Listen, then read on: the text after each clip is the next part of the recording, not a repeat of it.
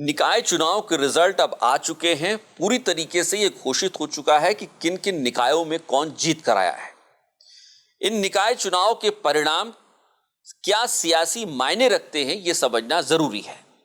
नमस्कार, आप देख रहे हैं खबर उत्तराखंड और मैं हूं आशीष तिवारी। निकाय चुनाव के परिणामों में जिस तरीके का बीजेपी का प्रदर्शन रहा है, उससे दो बातें बिल्कुल साफ हो जाती हैं। पहली ये कि 2027 के विधानसभा चुनाव से पहले निकाय चुनाव के परिणामों ने बीजेपी को एक बूस्टर डोज दे दी है। पहला ये। दूसरा ये कि निकाय चुनाव के परिणामों ने मुख्यमंत्री पुष्कर सिंह धामी का सियासी कद उनकी पार्टी में और इस राज्य की सियासत में और बड़ा बना दिया है। अब बात पहले पॉइंट की करते हैं कि क्या 2027 के विधानसभा चुनाव से पहले बीजेपी के लिए यह बूस्टर डोज है निकाय चुनाव के परिणाम। तो वाकई में इसमें कोई दो राय नहीं दिखता है, क्योंकि जिस तरीके से बीजेपी ने संगठनात्मक तरीके से यहां पर अपना प्रदर्शन दिखाया है, उससे यह साफ है कि संगठन के तौर पर अब भी बीजेपी कांग्रेस से बहुत आगे है। यानी 2027 की तैयारी में बीजेपी अभी से या कह सकते हैं कि अभी से कांग्रेस से काफी आगे निकल चुकी है। निकाय चुनाव के रिजल्ट्स अगर आप देखते हैं तो जो शहरी निकायों में सबसे बड़ी यूनिट होती है, यानी मेयर पद की अगर बात करें तो मेयर पद में लगभग क्लीन स्वीप किया है बीजेपी ने। इससे यह साफ है कि जो शहरी मतदाता हमेशा से बीजेपी का वोट बैंक रहा है, वो अब भी बीजेपी के साथ इंटैक्ट बना हुआ है। यानी त्रिवेंद्र सरकार से लेकर धामी 1 और धामी 2 का आधा कार्यकाल खत्म होने के बावजूद एंटी इनकम्बेंसी बीजेपी के लिए कम से कम शहरी मतदाताओं में कहीं नहीं दिखती है। और यही वजह है कि बीजेपी ने मेयर चुनाव में क्लीन स्वीप कर लिया और एक वो सीट जो बीजेपी नहीं निकाल पाई, वो बीजेपी की ही एक नेता के रिबेल होने के बाद उसने निर्दलीय निकाली है। वहां भी कांग्रेस जो एक वैक्यूम था, जो एक खालीपन था, उसको भरने में नाकाम रही और वो सीट निर्दलीय के पास चली गई, श्रीनगर की सीट, श्रीनगर मेयर की सीट। तो इससे एक बात बिल्कुल साफ है कि बीजेपी अभी भी अपने शहरी मतदाताओं को अपने साथ बांधे हुए है। अब वो चाहे किसी भी वजह से हो, चाहे वो हिंदू मुस्लिम जैसे मसलों को आगे बढ़ाना हो या फिर एक बड़ी छवि के नेता को अन्य नेताओं से बहुत ऊपर दिखाने की बात हो, बीजेपी ने किसी भी तरीके से अपने को अभी भी सियासी तौर पर आगे कांग्रेस से बहुत आगे रखे हुए है। जहां तक बात आती है कि ग्रामीण इलाकों में यानी नगर पालिकाओं में, नगर पंचायतों में, उसमें भी अगर आप देखते हैं तो नगर पालिकाओं और नगर पंचायतों को अगर हम टोटल ओवरऑल मिला दें, उसमें भी आपको बीजेपी का जो रिजल्ट है वो बहुत खराब नहीं दिखता है। हाँ, ये जरूर है कि वहां पर कांग्रेस ने उसको अच्छी टक्कर दी है, लेकिन कांग्रेस से ज्यादा अच्छी टक्कर बीजेपी को निर्दलियों से मिली है। यहां भी फिर एक बार कांग्रेस या तो निर्दलियों के बराबर दिख रही है या निर्दलियों के साथ दिख रही है, या ये कह सकते हैं कि वो बीजेपी से बहुत पीछे दिख रही है। क्योंकि नगर पालिकाओं और नगर पंचायतों में भी अगर आप देखते हैं तो जैसे हमने बताया कि 11 नगर निगम में से 10 पे बीजेपी जीत कर आई है, 1 पे निर्दलीय है। उसी तरीके से आप देखते हैं तो 43 नगर पालिकाएं हैं जिनमें 17 सीट कांग्रेस को मिली, 12 जो कांग्रेस को 12 मिलती है, बीजेपी को 17 मिलती है। यहां भी नगर पालिकाओं में अगर आप देखेंगे तो बीजेपी आगे है, जबकि यहां पर बीएसपी को 1 मिली है। दिलचस्प आंकड़ा यह है कि यहां पर 13 सीटें जो है वो निर्दलीय जीत कर आए हैं, यानी कांग्रेस से अधिक नगर पालिकाओं में निर्दलीय जीत कर आए हैं। इसके बाद अगर आप बात नगर पंचायत की करते हैं तो नगर पंचायत में भी बड़ा दिलचस्प रिजल्ट आता है। 46 सीटें आती हैं नगर पंचायत की, 15 पर बीजेपी है, 15 पर कांग्रेस है, 15 पर निर्दलीय है और 1 जो है वो बीएसपी के पास जाती है।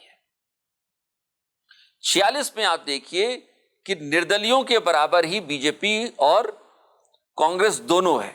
लेकिन अगर आप ओवरऑल देखते हैं, दोनों को मिलाकर, पालिका और पंचायत दोनों को मिलाकर देखते हैं, तो वहां पर फिर एक बार बीजेपी आगे आपको दिखाई देती है और कांग्रेस निर्दलियों के बराबर या निर्दलियों से पीछे दिखाई देती है।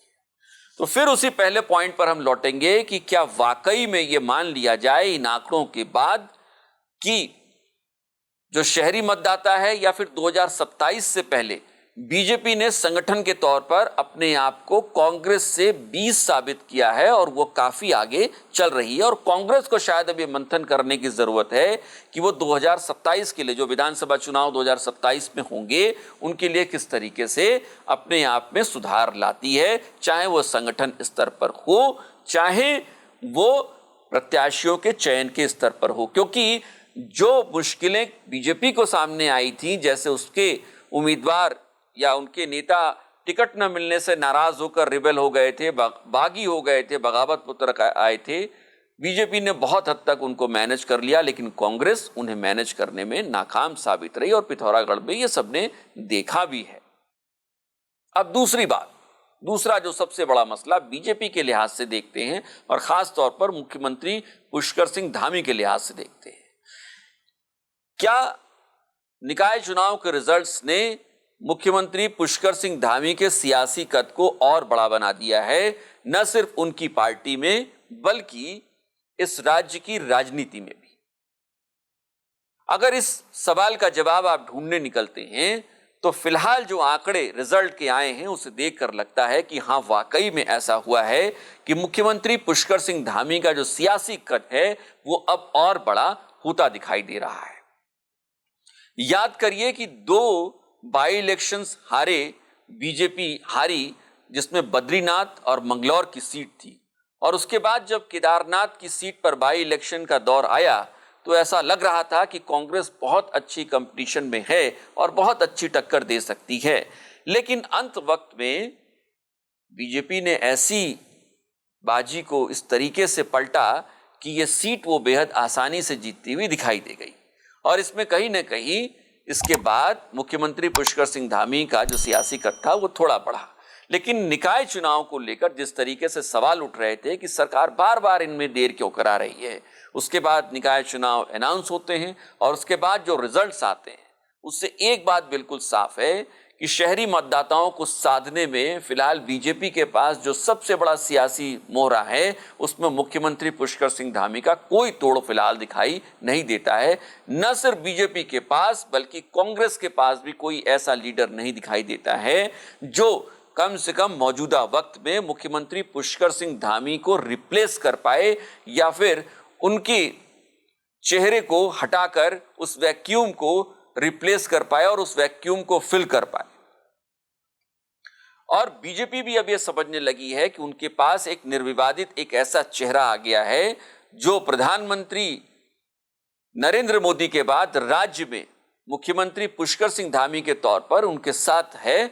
और चाहे वो कोई भी इलाका हो, चाहे वो पहाड़ का इलाका हो, चाहे मैदान का इलाका हो, चाहे गढ़वाल का इलाका हो, चाहे वो कुमाऊं का इलाका हो, या फिर वो ठाकुर बाहुल इलाके हो या फिर ब्राह्मण बहुल इलाके हो, सभी जगहों के लिए एक ही घुट्टी पिलाई जा सकती है और वो है मुख्यमंत्री पुष्कर सिंह धामी की।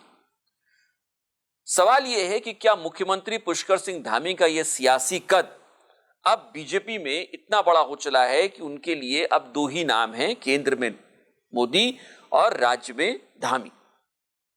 मौजूदा स्थिति में लगता यही है कि फिलहाल बीजेपी के लिए अनडिस्प्यूटेड लीडर के तौर पर मुख्यमंत्री धामी है। और ये इसलिए भी कहा जा सकता है क्योंकि कई ऐसे टिकट थे जिनमें मुख्यमंत्री पुष्कर सिंह धामी की चली और मुख्यमंत्री ने अपने शायद वीटो पावर का इस्तेमाल करके कैंडिडेट्स के नाम का वहां पर चयन कराया। क्योंकि जो खबरें थी उसमें संगठन कई जगहों पर ऐसा था जहां पर पार्टी के प्रत्याशी, जो निकाय चुनाव के लिए पार्टी प्रत्याशी तय हो रहे थे, उनमें उसे कुछ हिचकिचाहट हो रही थी। लेकिन मुख्यमंत्री पुष्कर सिंह धामी ने जो अपने चुने हुए लोग थे उनको न सिर्फ जीत दिलाई बल्कि पूरी पार्टी को जीत दिलाई। इससे भी यह साफ होता है कि संगठन स्तर पर भी मुख्यमंत्री धामी की जो पकड़ है वो पहले से बेहतर हुई है, पहले से ज्यादा मजबूत हुई है। और ऐसे में अब अलार्मिंग बेल यानी खतरे की घंटी कांग्रेस के लिए है, क्योंकि कांग्रेस 2022 के विधानसभा चुनाव से इस परसेप्शन में बैठी थी कि बदलाव होने वाला है और बदलाव होगा और उनकी सरकार बनेगी, लेकिन ऐसा नहीं हुआ और यूसीसी का कार्ड खेलकर एक बार फिर से धामी सत्ता में आ गए। और अब चूंकि यूसीसी लागू हो चुका है और इसके बाद अब जब 2027 में धामी फिर से इलेक्शन में जा रहे होंगे, चेहरे के तौर पर होंगे, मुख्यमंत्री के चेहरे के तौर पर होंगे, उस वक्त कांग्रेस के पास क्या कोई रिप्लेसमेंट होगा जो मुख्यमंत्री धामी के चेहरे को रिप्लेस करके इतनी मजबूती से उन्हें चुनौती दे पाए। अब ये खतरे की घंटी कांग्रेस के लिए है और चुनौती भी है कि 2027 के लिए उसे किस तरीके से रणनीति बनानी है। फिलहाल राज्य में निकाय चुनाव के रिजल्ट्स बीजेपी के लिए बहुत बेहतर हैं और खुद मुख्यमंत्री धामी के सियासी कद के लिए बेहतर माने जा सकते हैं। आपकी क्या राय है कमेंट करके जरूर बताइएगा। अगर आपने अब तक हमारे चैनल को सब्सक्राइब नहीं किया है तो चैनल को सब्सक्राइब करना, बेल आइकन दबाना मत भूलिएगा। नमस्कार।